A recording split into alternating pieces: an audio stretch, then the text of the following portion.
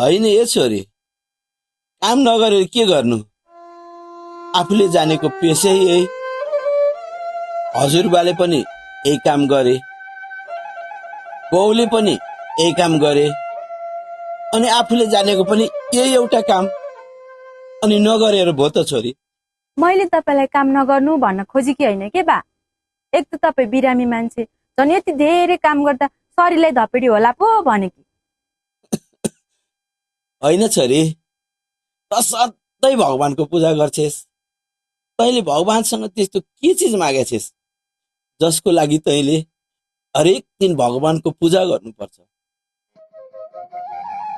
पूजा भनेको भगवानसँग केही माग्नको लागि मात्रै गरिन्छ र बा। पूजा त घरको सुख, मनमा शान्ति अनि भगवानप्रतिको आस्थाको लागि पो गरिन्छ।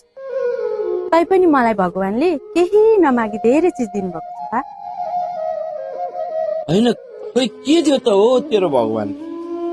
हाम्रो घर पुरानै छ, हाम्रो गरिबी त्यस्तै छ, खोइ के दियो त? दिएको छ नि बा।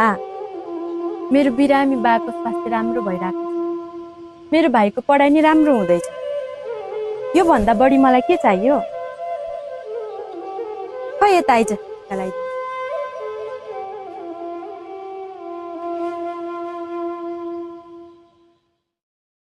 अनि दिदी, भगवानसँग तपाईले तपाईको लागि केही पनि माग्नु भएको छैन?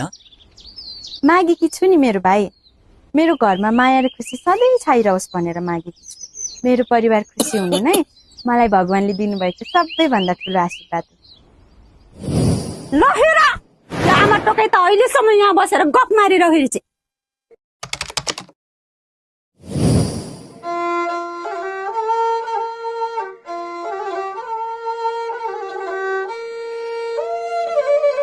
होइन, तँलाई घरको काम धन्दा अरू गर्नुपर्छ भन्ने थाहा छैन क्या हो?